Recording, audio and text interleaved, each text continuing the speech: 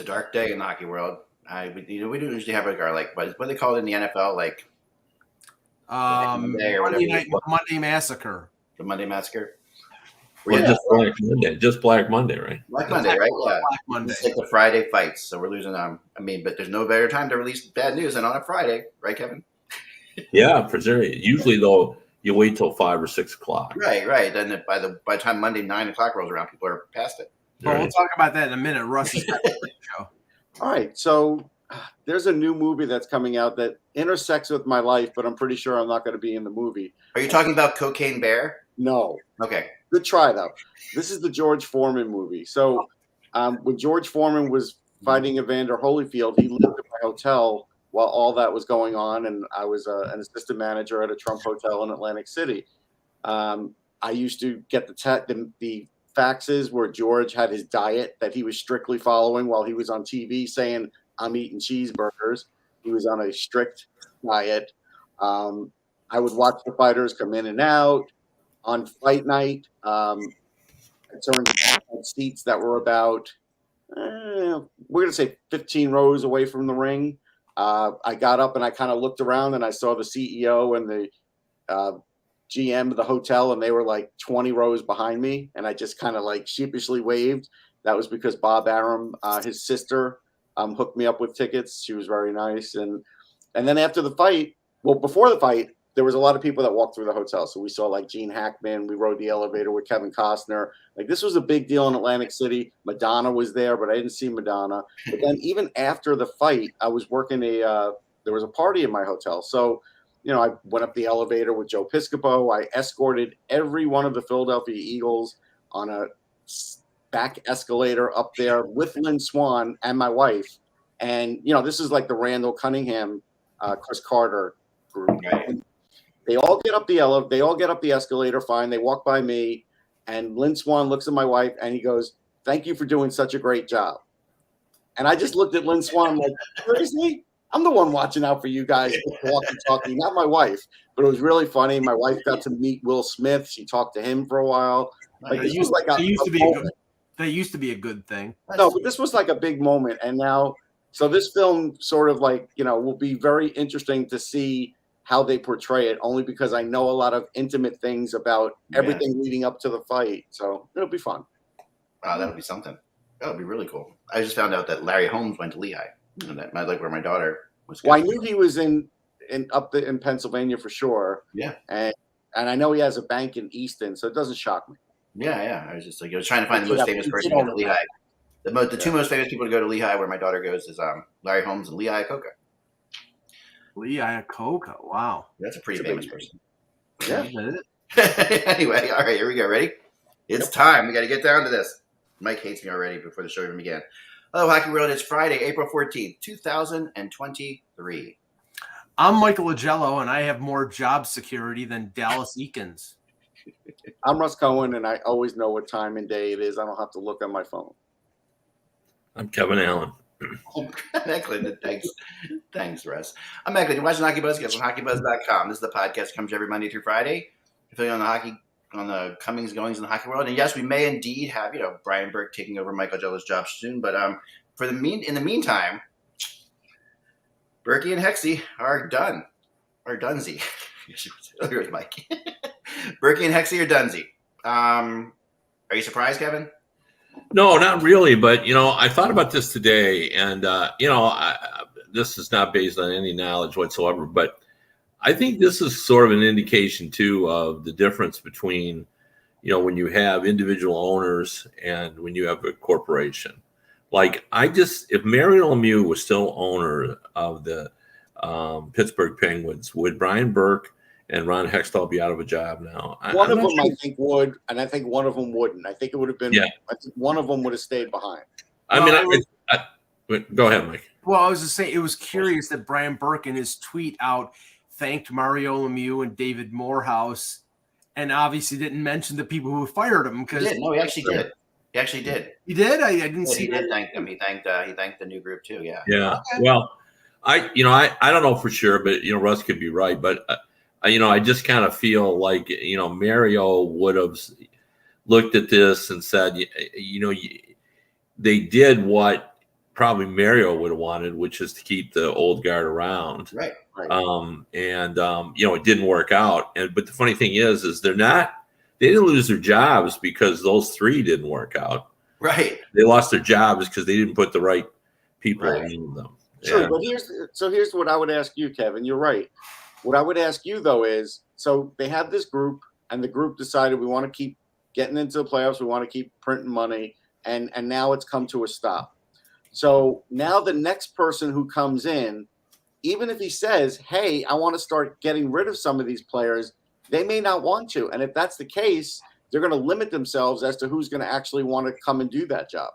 I think that's fair as well, because you've got to accept the fact. First of all, you can't dump contracts like those contracts. So I think Malkin could be traded. He played 80 games this year. He had a really good year. I think there's trade. What's his number? $6.1 million, but he's got a no move, and the question is, the only way they can move him is if. Yeah. Well, yes, and I remember talking to someone about that when that contract happened, and the GM laughed, said, we always say that everybody can be traded, even people with no trade clauses, but he said, but I don't know about Malkin. Like, he seems like he only wants to live one place. So yeah, and I think he only signs that number to play in one place, and the movement clause is probably every bit as important as the 6. I took less to stay here, so if you come to me and say I want to move you, then you've just abrogated your agreement. Mike, I thought you were talking from personal experience, Mike, because you're probably right about that. But when you said I took less to stay, go ahead. Yeah, but I don't know. I mean, where's the tape? Yeah, the Penguins are in a bad spot. I mean, I don't know. They're I just don't know there's any simple solution here, because they're stuck. It's not those other. It's not the big three, right? At least not right now. But those, it's just not going to be hard to change that look. So this is a house looking for a facelift, not looking for a teardown, and that's going to be the hard part about it. Yeah, who the perfect guy for the situation that they now have in Pittsburgh would be? Ray Shero? Jim Rutherford. I was going backwards to another guy, yeah. Yeah. And you don't know, Kev, I mean, he took the job in Vancouver as the team president, but if he sort of wants to get back into back into what he loves best, which is to be a wheeler and dealer, then it might make sense for him to go back. I can't say you're crazy, because we've seen crazy things happen in sports. Yeah. With Billy Martin going back to the Yankees many times. Sure. So, But he Jim Rutherford is not a guy that's looking to get an 8-year contract. Right. And he's all about winning for the now. So, and he would be wheel and deal. And he, for some, there is an art to sort of moving guys with big contracts and figuring out how to, make it work. And he does understand chemistry. Like, it's almost forgotten now, but he in his first year in Pittsburgh, he changed over half the roster as well. He's the one who made the Kessel deal, and you have to say the Kessel deal was integral to them winning the 2 Stanley Cups, because he was made into the complementary player that he was, playing alongside Crosby and Malkin, and that was the perfect fit for them. Yeah. But I look at the roster, and we'll get more in depth with them later on. But Zucker at $5.5 million, who had a good year, but he had $5.5 million, and Dumoulin at $4 million. Those are 2 guys who were unrestricted free agents. If you use that space to go out and get the goaltender that you need, maybe a John Gibson who's a Pittsburgh native, then maybe you don't finish a point or 2 out of the playoffs. I think, I'm not saying that all their problems are solved by a goaltender, but I think a lot of their problems are solved by a goaltender. I wouldn't even say a lot. I'd say it's some. Just because don't you think their defense has to be redone? It has to be redone. I thought Petrie had a little bit more left. He clearly doesn't. Yeah. And so they have big gaps in their defense for sure. And they don't have the greatest farm system. That's the other thing. I mean, if Rutherford comes, there's not a lot of trade pieces there. There's a few, but there's not a lot. Well, Ty Smith did not have a big year this year, Russ. I mean, he's so and a lot of people think they just gave away Marino, and Marino had a pretty good year with the Devils. So, for a team that's lacking in defense, the fact that they gave away a useful defenseman in Marino and now are losing Dumoulin, I mean, they're gonna have to probably make. There are probably 2 or 3 defensemen that they need to add, and that's. Yeah. I mean, at 23 with Smith, you got to wait and see next year how he looks. It feels like you can't help but think that the fate of this Hextall, the ex-Flyer, is somehow tied to the ex-Flyer Jeff Carter as well. Like that to me, there's no question that that was one of the major things that really raised an eyebrow, because he had a soft spot for Jeff Carter from the Flyers days, and I know. Listen, that's the one thing Dean Lombardi basically said. His loyalty got his job cooked after a while, because he gave those contracts after the fact to guys that won the cup, and it just didn't happen. And I think Hextall believed Carter still had something in him, and he didn't, and that's a bad thing. But again, this is not an easy job. I don't even know. I understand why these guys got fired, but I don't know who could have done a better job this year or even last year. Like this is a hard job now, and it's really hard. And especially if Crosby's going to not make the playoffs for the next couple of years, how many more years is he going to play? I haven't looked at his contract in a while, because we don't even 2 more at 8.7. Yeah, so he might go 1 more, then maybe he'll ask out, or maybe he'll. I'm told he wants to stay there. So. Okay, so he's going to go at least 2, maybe 3. So that means they're going to be rebuilding for at least the next 2 before they try and go one last time again. His contract is up at age 37. Do we think that he continues on past? I mean, I think he can play until he's 40. I think he can play. Yeah, I mean, there's no indication that he's slowing. Right. He's slowing down a little bit, but he's still a top player in the league. I don't even think he is. I think he's still. Maybe not. Maybe not. Is he not? He's not the same player. But what I'm saying is, you don't see that noticeable slip like you see with some. No, and basically the core 3 are still going to be there in 3 years when they're done with this rebuild, and maybe come out the other side, or at least going to try to. I mean, the funny thing is the core 3 are not the problem. No, not at all. No, the core, you're right. Not even to the cap. They're not even a problem to the cap, really. No. I mean, Letang overcame a stroke, and he had a really good year. Yeah, Malkin was healthy. One part that Kevin won't like to hear is when Rutherford was doing a good job, he did weed out the organization quite a bit, and then when Hextall and them came in, there weren't a lot of trade pieces left, and there still aren't. No. And that's the thing. That part of the organization has run dry.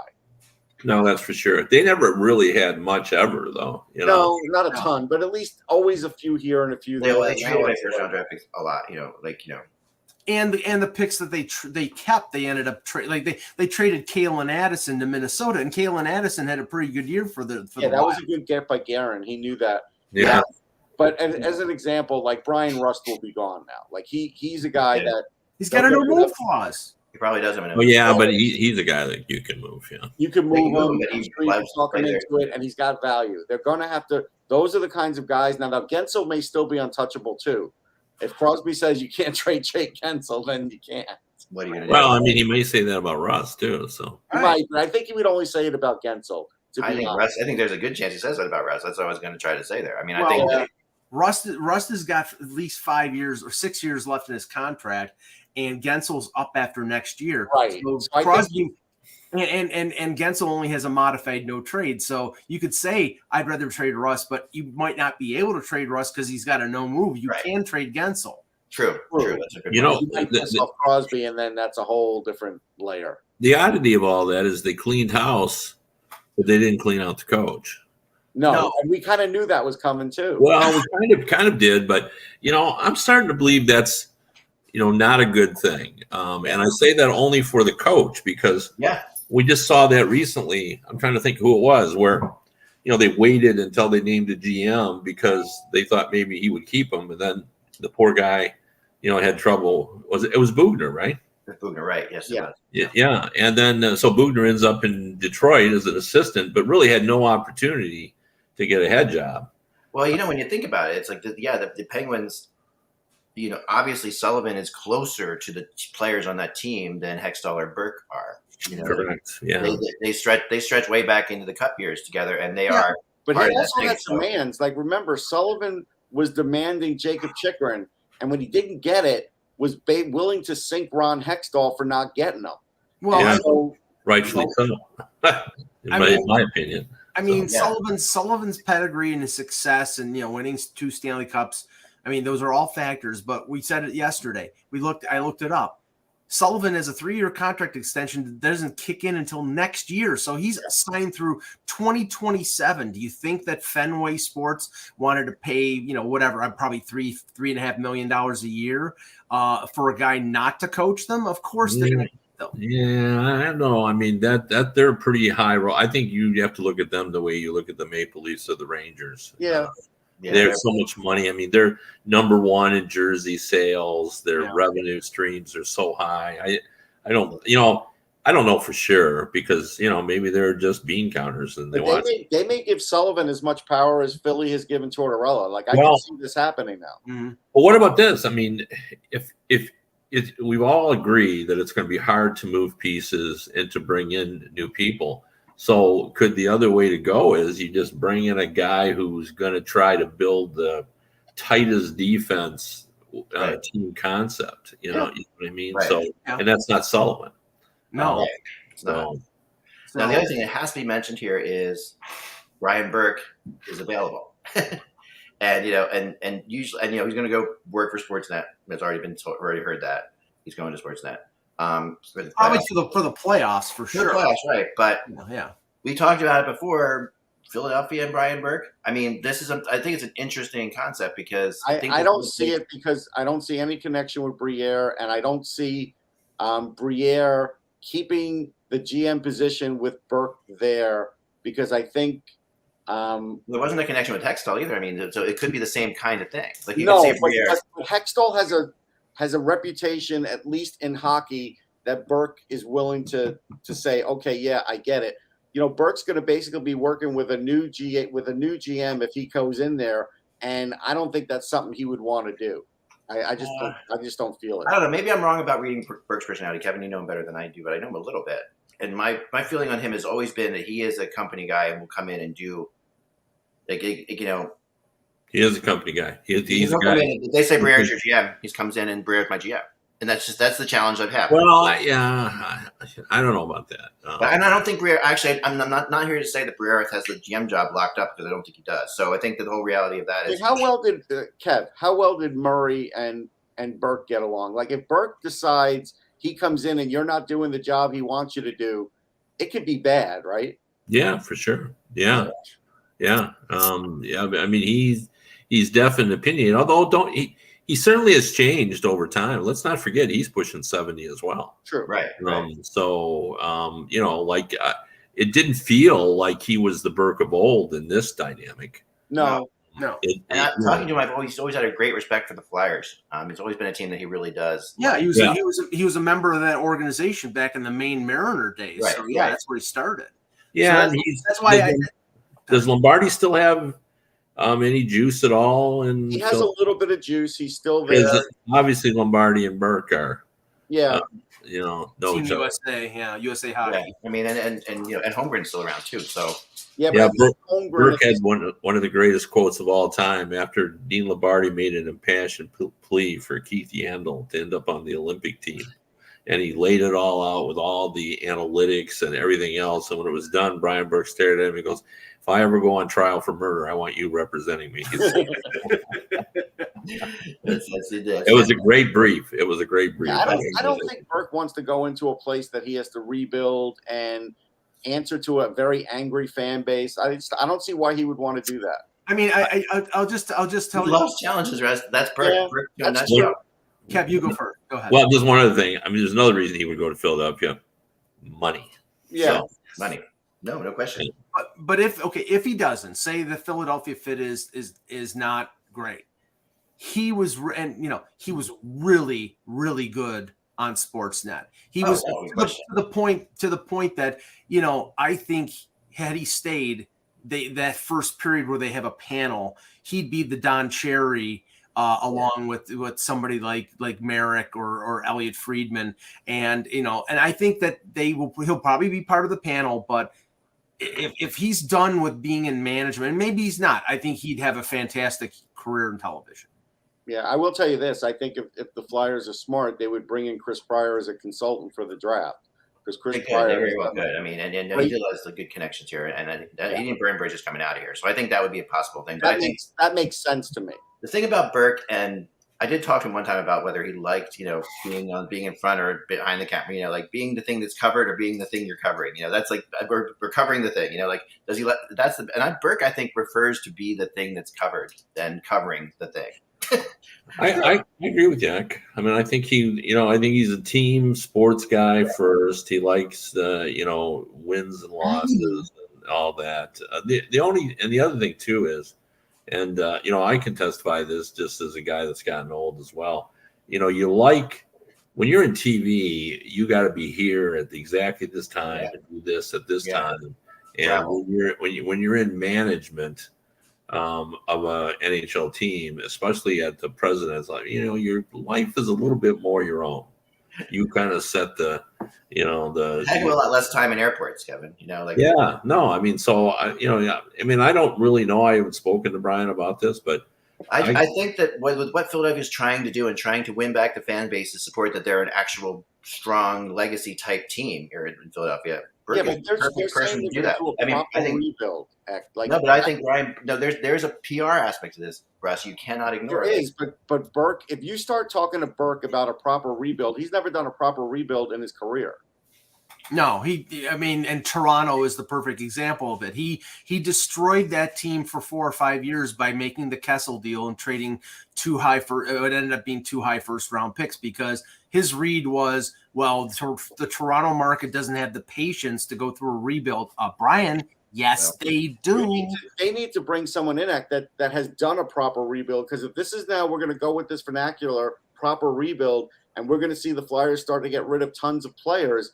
That's not going to attract Brian Burke. I don't think for any amount of money. I think you have to have a guy in there that has experience actually doing that. I would disagree. I think Burke has been very much a chameleon with where he's gone. Like what he did in Anaheim was so different than how he handled things in Detroit. I mean, and in Toronto versus how he handled things in Pittsburgh. He's been very different in all of the situations. Like I think in Toronto, he did base that on he didn't think the Leafs were going to be able to wait for rebuild. If he comes to Philly, it'll be the same kind of thing because that's where, even though they say proper rebuild, they're not going to be sitting around for 10 years out of the playoffs here. They're like that's not their thing. Okay. See, that's another thing. That is the hope. If you would have said that to the Sabres, I'm sure the Sabres have been saying that for 10 years. Oh, I know. But and if you'd have said that to the Oilers before they started to get in there, so you know what I mean? Like that whole thought to me of the old Flyers, like, hey, we make the playoffs every year. Like this is our legacy. It doesn't exist anymore. You're starting from the ashes now. Yeah. Well, it is interesting. I mean, I think Eck raises a good point, though. I mean, I think there's some truth to what he's saying about Burke. It's kind of like the old accounting joke when, you ask a bunch of players ask a bunch of people how much 1 + 1 is, and they all struggle to give you the right answer. And you ask a accountant, what's 1 + 1? And he says, what do you want it to be? Right. So that is Burke. That is Burke. I mean, I do think that he can sort of do it your way. Yeah. He's a smart guy. I mean, he's really very smart. And he also, how many times I've heard him say this, well, my job there was to do this. That's like a Brian Burke thing. He'll say, right. Yeah, my job in Anaheim was to do this. My job in Toronto was to do this. Well, when he was with the NHL, his job was to take bullets for Gary Bettman. He said that more than once, that he was more than willing to take the blame for whatever, to be the guy that everybody hated, because he just thought, Gary needs to do his job because he's good at it. So let me just stand up and be the human shield. He just doesn't care about taking bullets. Like that doesn't mean anything. That's why he was great in Toronto, because it didn't matter. That's why when I went to Toronto, I wasn't worried about him. Like, there's no other place in the world where, Mike, in Toronto, that a new coach that you hired for $5 million a year can get up and say you have years and years of pain ahead of you. There's no other team in the league that can do that. I mean, there really isn't. I mean, Well, I mean, the reason that he was able to do that was in part because of what Burke had done before him. I mean, they made the playoffs once from between 2004 and 2013, and that Burke was there for part of that. I mean, I'm not here to totally slag on him because I think he did do some good things in Toronto, but in total, they had to completely reset. Well, he would say that himself. He's like, it's a result-oriented business, but he did what everything he thought was the best thing at the time, for sure. He's also a guy that's really interesting to me. And my favorite thing with Brian Burke that I ever had was when I was talking to him about the U.S. Olympic team and whether Phil Kessel was going to be on it before Kessel was a Leaf. Right. And he said, Kessel's just lazy. He's lazy. He's not coming back. He doesn't come back. He doesn't do anything. I can't stand that player. And then when he traded for Kessel in Toronto, I was just like, okay. And then he said, well, I changed my mind. I saw. He didn't like Johnny Gaudreau either. Right. And then but he's willing to change his mind. Like, as big of an ego as he has, and he has an ego, no questions asked. Anybody like him would have to have an ego. He also is willing to say he's wrong. He's willing to change his mind, and he's willing to say he's screwed up. So I don't know. In Philly, I think that would play very well. Let's just say this. I think his brash attitude would fly very well in Philly. Yeah. But I don't know whether it's over if. Yeah, I don't know if him and Tortorella will be too much. Yeah, that's a whole thing too. But look, I think again, if the Flyers, and I don't think they have this massive pool that they're choosing from. So I don't know if they're choosing from Ray Shero or Brian Burke, and name just another third guy. Let's say Dean Lombardi. Ray Whitney. Dean Lombardi. I mean, Shero's then the leader. Like, I mean, that seems pretty obvious. Yeah. You think? Kyle Dubas. Dubas if he gets fired. I mean, if they're going to wait that long. Yeah. It wouldn't be Comcast's way. No. Comcast needs they need a shiny thing to put up in front of the fans. Like Kyle Dubas is young, but they need a guy who's like, this is old time hockey guy. Brian Burke's old time hockey, used to be with the Maine Mariners. No Scoop Cooper. Like all this thing. Scoop Cooper. I mean, Shero could at least boast that what he did with New Jersey. He did a lot of great things with New Jersey, building it. I think Ray Shero is a great option, but I'm just saying. I'm just saying, at least he's a guy that can say, "I helped build what's in New Jersey." I'm not disagreeing, but he's a Shero. He's obviously a Shero, right? It's like you're looking at he's a Shero for the old Philly. There's already a Shero in the Flyers organization. Yeah, as a coach, as a scout. I think Cheryl needs to get this, or he falls in danger of falling into the Neil Smith right domain. Yeah, that's true too. If you don't, land back in quickly, they forget about you. Yeah, he'll be on NHL Network on a Monday afternoon game or something like that. That's. I will say this, and these are completely unsubstantiated rumors, but they are sort of popping up in Toronto that they believe that there is a deal in place between Shanahan and Dubas, but they're maybe holding it off until after I don't know whether this is true or not. It could just be internet chatter, but it sort of goes hand in hand with what was out there a couple months ago based on what the Leafs have been doing. I still hold to the opinion that they need to win a round to justify extending Dubas. Yeah, I agree with you. My only thing is, unless someone from the boardroom is leaking this, why in the world would Shanahan do this? And you know what I mean? Because now if they lose, I think it's pretty dumb. Russ, I think it's the opposite. I think Shanahan wants to re-sign Dubas. I think Mike's right. What's that? I think you're right, Mike. No, yeah, he is right. Because I talked to someone just recently within the last 72 hours who said that he has talked to Shanahan, and Shanahan is not worried whatsoever about his own job security. What about his own? But what about Dubas? But he said that Dubas, his hands may be tied if they don't win. That's the whole thing. Right. If they have some success, and everybody said all the moves that they've made have made this team a better team. And what Leaf Nation is saying is, show me. If his hands are tied, he can't sign a deal with Dubas. And he doesn't. And Dubas doesn't play in the playoffs. He's put together a team that is absolutely outstanding. But Kev, this is what I'm saying. The fan base, in a way, is inconsequential. But MLS&E has to reflect what the fan base wants. And if they don't win a round, at least, then the fan base is going to be carrying pitchforks and torches for Kyle Dubas and Sheldon Keefe. That's what I'm saying. No, but based on what Kevin is saying, if Shanahan's hands are tied, because we all know he would extend Dubas otherwise, Right. his bosses are not going to let him have a handshake agreement with Kyle Dubas until it's all said. Yeah, I've not heard that, but I think Mike's right. He probably wants to sign him, but he knows he does. I think he does, but he's saying there's a deal there. Like, no. Well, that's why I'm skeptical. Not out of the question that somebody would want to float. I'm not saying you, Mike. No, there's not out of the question that there could be a leak that wants to float that a deal's there, almost to see what the response would be to that. That I believe. Balloon, yeah. So I mean, I don't think a deal's there at all, but it does feel to me like a floated leak. Like I do believe that. Yeah. It's a test balloon, and it's not a Chinese spy balloon. Yeah. Right. Can we just mention the firing of Dallas Eakins in Anaheim, which was probably the most predictable thing that in the history of coaching. But you know what? If Anaheim wins the lottery, they'll be thanking Dallas Eakins for getting them Connor Bedard. Yeah, you know what it is, though. Verbeek played this well because he didn't have to fire him. He just let his contract run out. You knew he wasn't going to renew it. And so, like, this is the easiest way to let Dallas Eakins just walk off into the light and get somebody in there now that, can do a better job with young players. Could he get another job, Kevin, Dallas Eakins, you think? Yes, I think he can. Yeah, I think he'll still be in the mix. Yeah, he'll be in the mix.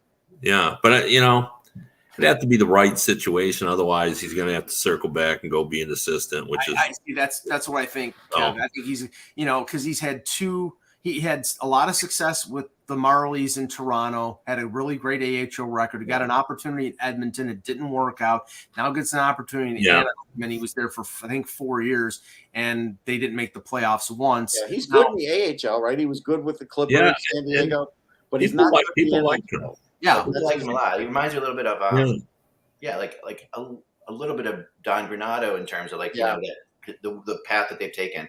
Where Granato's had success here, but he also was in the same boat before, like assistant, head coach, back and forth. People really liked him. Everybody said he was smart, but and he worked well with young players. But it was just, they have that similarity. The other question I have for you, Kevin, is if for some reason Dubas is fired, does he get a job again? Oh yeah, and he won't be Mr. Analytics. Yeah. He won't be fired either, because his contract is up. So they'll just let him. You think he would get a job this summer pretty quickly? Well, and GM jobs are always hard to come by. You need just the right timing. Depending on teams fire their GM to hire Kyle Dubas. That's the question. No. I don't think so. Just because he associate GM, that new thing that they have associate GMs. Could he be an associate GM? Yeah, but he's not going to step back and be an assistant. He's not going to do that. Yeah, not assistant GM. It's an associate GM. But title. I know. I'm just saying. You go for having one of the most high profile jobs in hockey to being an associate GM in St. Louis. I don't think. So let's go to something that was maybe Kyle Dubas. Hold on. He's a big wrestling fan. Maybe he would be the GM of the WWE. Yeah. There you go. Oh, one quick thing. I wanted to throw out because I'm going to forget otherwise. That's what happens when you get old. I thought it was curious that I was talking to somebody and I was asking about Detroit's draft lottery situation. And this is the difference between the way that the media look at it and the way GMs look at it. So we started to talk, was talking about it a little bit. And I realized 45 seconds into the conversation that the person I was talking to was talking about the difference between picking 8th and 9th and not about what percentage that that they had for everybody wants a shot at it, but that's not what they're thinking about. This draft is deep, as Russ points out all the time, and they're it's important to them 8 versus 9. Now this obviously was a couple of days ago because it's settled now. They're going to pick 9, but I just thought it was funny because it did take me a half a minute because I was talking about the draft lottery in general, and he was talking specifically about picking 8th and 9th. I want to point out one thing, and you can keep an eye on this, Kev, because you'll have your ear out for this. But, there's this rumor that's starting in Philly. Hey, the Flyers might want to trade up in this draft. And I'm sure Flyers go back to what, they did with Couturier, and they climbed up into the draft, I think, to the 8th spot. I don't think you could trade into the 5th spot of this draft. So I think for the Flyers, if right now they're in the 7th spot, unless they're in 9th, Yeah. Do I think they could trade up from 9th to 7th? Sure. I don't think they could trade from 9th to 5th though. This NHL draft is going to be sort of like, Russ, it's going to be sort of like an NFL draft where if you want to move up into the top 5, you probably have to trade multiple first-round picks. Yeah, it's going to be multiple first-round picks and, and maybe a prospect. It's going to be more like, if someone just, messaged me today, well, what about if the Flyers trade Carter Hart and their pick? Does that get them into the top? And I said, no, it doesn't. No. Yeah, I know. Steve Eisenman has talked about this. We've asked him before about just the idea why that, it's not like the NFL. And, he doesn't have an answer, but he just said, those kind of things just aren't going to happen anymore. He said the GMs are too smart and too dependent upon the draft to do, those kinds of things. Yeah, because we used to see them. I mean, think about the Tampa Bay Lightning. Brian Burke was able to get both Sedins. I mean, the Penguins traded up to get Fleury, and they snookered Florida on that deal. I don't remember what Chicago got for Andrew Ladd to trade up in 2003, but that they traded up for that. Yeah, it's Eisenman has said that what is available is the kind of trades that he made when he got Kosa. When you're sitting there, Carolina did that. Yeah, when you're sitting there and the guy you want slides, and suddenly you look up and 2 spots ahead, you see a guy you can make a trade with. So you give him something he wants. Right. You just move up 2 spots and you take that guy. Yeah, and he 2 goes spots down. he can do it. Right. Yeah, he said you can make those trades, but he said the idea of making NFL style trades just is no longer just viable. It's just people just are going to do it. So last night, if you guys get to watch the end of the Florida Panthers Carolina Hurricanes game, no, it was the most you know what happened. It was the most insane ending of a game, and it was just one of these things that's crazy. So I'm watching it all, and trying to see what's happening. Actually, before you do it, so Carolina traded into the 4th spot to get Andrew Ladd, and they were the home team. They traded with Columbus, but of course, I don't have a subscription to the News Observer to remember who were the players. But Russ, I have it. They traded the 8th pick, which ended up being Alexander Picard, and a 2nd-round pick, who turned out to be Kyle Wharton. So they traded a 2nd-round pick to move up 4 spots. You can't do that anymore. No, it's hard to do that. Okay. So here's the thing. Last night, the 2 games going on that are going to matter in the playoffs. The Capitals are playing the Devils, and the Capitals are out early 3-1 on the Devils. And that looks like, oh, man, the Devils, the Capitals are going to do what they did to the Islanders. The Capitals are going to be tough. And the Buzz trying to pick the Capitals win that game last night. So we're going along, and I'm thinking, oh, that's got to happen. So then meanwhile, the Hurricanes are leading the Panthers 2-0 going into the 3rd period, and everything is just like completely looks like the Panthers are not going to be able to score in what was called the Stall of Fame game, which I thought was really funny because you had 3 Stall brothers playing in that game. Oh, that is funny. I heard someone said that on the broadcast. I'm like, that's a good one. So anyway, in the Stall of Fame game, then suddenly the Panthers tie it up 2-2, and it's like, whoa, wait a second. So the Panthers get a point. They can move up. They pass the Islanders, and then before you could even blink, the Carolina Hurricanes are up 4-2. Like it was just one of these. Okay, so this is all happening in the 3rd period. But 2-0 now it's 4-2. They pulled, and now we're down to like 3 minutes left. The Panthers pulled their goalie. The Hurricanes score into the empty net, 5-2 over. The Panthers scored 2 goals within a minute to make it 5-4. It was just. Meanwhile, I'm watching the Devils move up on the Capitals on the other, and now they're going to overtime with the Devils and Capitals, and I'm like, this is crazy. Then Hurricanes score again into the empty net to make it 6-4. The Panthers come back and hit the post. It was just now you have like 30 seconds left. It was the craziest thing. So it went from 2-0 to 6-4 within a really short period of time, and it said a lot about a lot of different things because the Panthers. I was thinking to myself, well, did they just kind of give up because they thought the Devils were going to lose, or was that in their head at all? Because they stopped playing. I'm sorry, the Hurricanes stopped playing at one point because they didn't seem to have like the same energy they had in the beginning of the game. I don't know. I think it's Carolina making a point like, hey, Florida's played nice here down the stretch. We're going to show them what we are. And I think, that it's helping to open my eyes because I hadn't seen a lot of great things out of Carolina down the stretch. and Florida was a legit hot team. So Right. to me, that helps Carolina as far as what Yeah. what people think they are right this moment. They're good. Carolina, even without their, watching them last night, they are hard to they're hard to play against. Yeah. They're hard to get the puck up the ice on. They value in every zone. They play playoff hockey 82 games a year. Right. The question is, is there anything more there, and will they be able to score enough? That's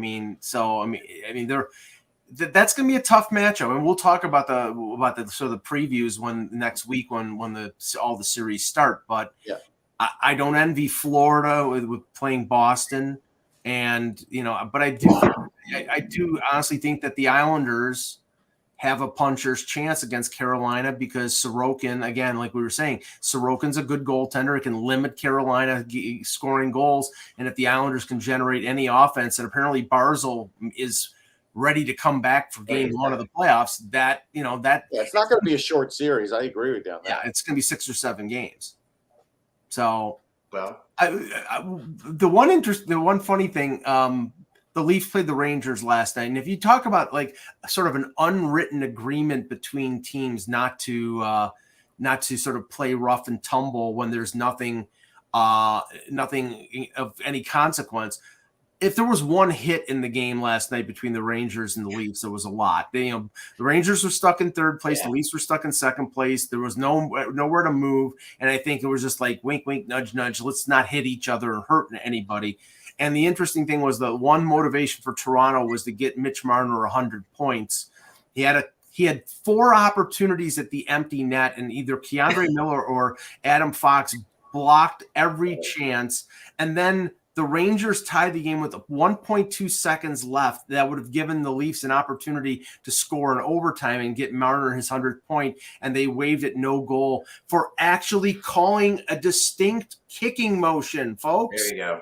Wow. Our favorite thing, distinct kicking motion. Yeah, I have no idea what that even is. Exactly. When you play kickball, Kevin, you have a distinct kicking motion. Yeah, no, I do understand that. Yeah. Do they or don't they? Kickball is a great game, by the way. It is a great game. We still play. We have a family kickball game every year at the beach. But yeah, kickball's Better than dodgeball. Kickball's still up there. No. Yeah. Kickball is for people that don't have the guts to play dodgeball. That's really what it is. Dodgeball. You have to have guts to play dodgeball. Dodgeball is just evil. Because someone's going to throw at your head. Somebody's going to throw it somewhere else. You got to getting your foot on the kickball, like a really good sized kickball, popping it up into the outfield. That's something. If you play that front line in dodgeball, you got some guts. I wasn't allowed to play dodgeball. Depending on where you grew up, too. Do you guys know what curveball is? No. Curveball? No. Curve. Well, in Michigan, in the Midwest, where we have curbs, CURBs. You talking about stoop ball? Well, yeah, you throw a big giant ball, you slam it on the curb, and if you get it all the way across the road, across the sidewalk, it's a home run. And if you get it on the grass, that was stoop ball in New York because everybody had like a stoop. That's a different game in Michigan because you're talking about your porch. Well, all right, it's not really a porch, but I guess it sort of could be right. Yeah. That. Okay. Well, porch.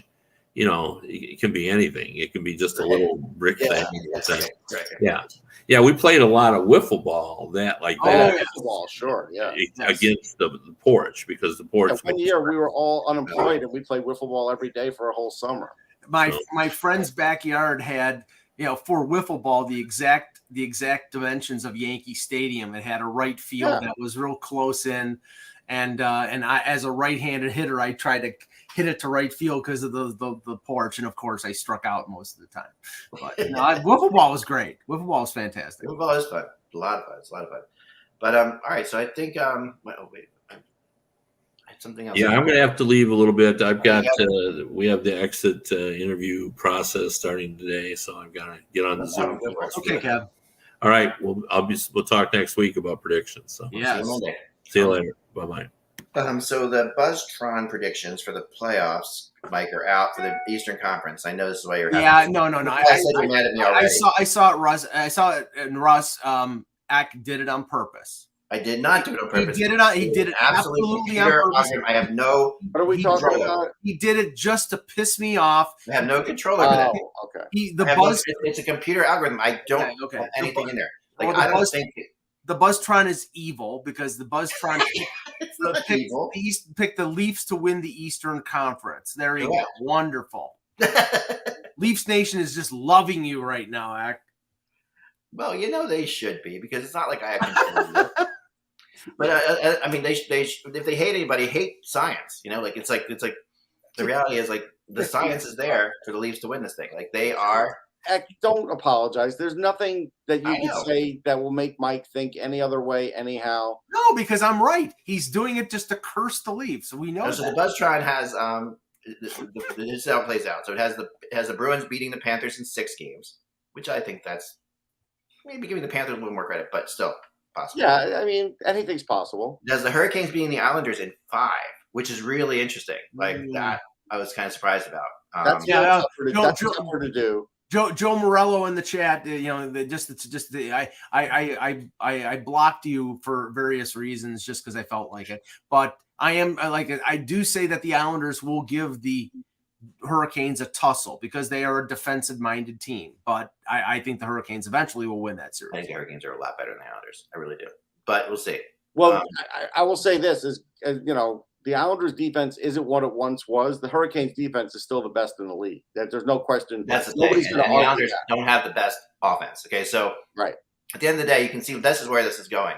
This is why I think it went to where it went to, because it's like that is taken into account as well. So you're looking at a defense. I mean, this series could depend on Brent Burns and Noah Dobson, whoever scores more points off the blue line. Yeah, there you go. So then it also has the Leafs beating the Lightning in 7 games. Which is I think it's going to be a shorter series than that. And then I will say this: the only thing I will say is, if it goes to a game 7, there's no way the Leafs are winning. They have to win before 7. Interesting. I just based on the guys that are on Tampa, it's the same thing as facing like the old Rangers. They have too many guys that have played in game 7s and have been successful.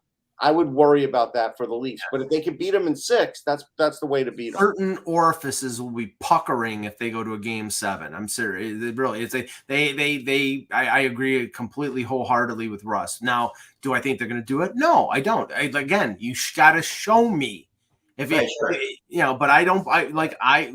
Here's a sneak preview, folks. Next Tuesday when we pick playoff previews, Toronto, Tampa. I'm taking the Lightning. I do want to say this. Morello said he was at the Florida game last night, and Burns is an animal. He is, for his age, he is one of the best conditioned defensemen in this league. Yeah, no, he's a difference maker on that team. Like we can't forget he's on that team. They haven't had that kind of player in the playoffs before. So then we have the Rangers beating the Devils in 7. That's the other thing it has. And I think that's a pretty accurate. I would say this: if it gets to 7, I definitely would favor the Rangers because it's just Shesterkin and the old pros that the Rangers have. Yeah, but they have to get it to 7, and getting it to 7 is going to be hard in that series. No, for sure. So that brings us down to Toronto playing Boston, and Toronto beating Boston in 7. That's what it says. I'm just going with what it says. Okay? I know. And then the Rangers. Boston has been infected with a virus. Rangers beating Carolina in 6. And then the Leafs beating the Rangers in 7. So there you go. That's what it has right now. Not once, not twice, but 3 times. 7 games. We'll see.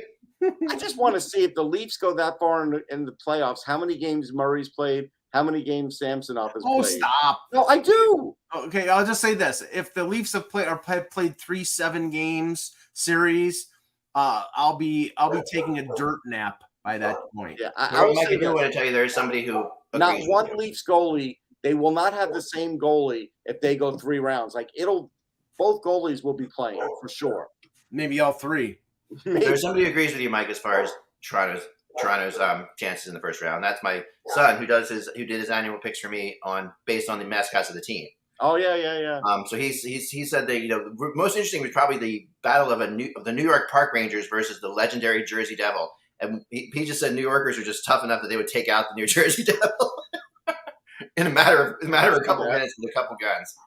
So that would happen there. So then my favorite is, of course, whenever the Hurricanes and Islanders play each other, because there is no more natural enemy to an island than a hurricane.